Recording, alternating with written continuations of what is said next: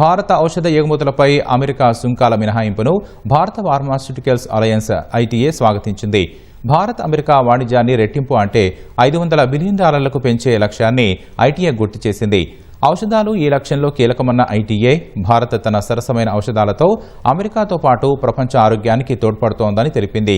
సుంకాల మినహాయింపు అనేది ప్రజారోగ్యం, ఆర్థిక స్థిరత్వం, జాతీయ భద్రత వంటి విషయాల్లో ప్రాణాలను రక్షించే జనరిక్ ఔషధాల కీలక పాత్రను నొక్కి చెబుతుందని ఐటీఏ సెక్రటరీ జనరల్ తెలిపారు.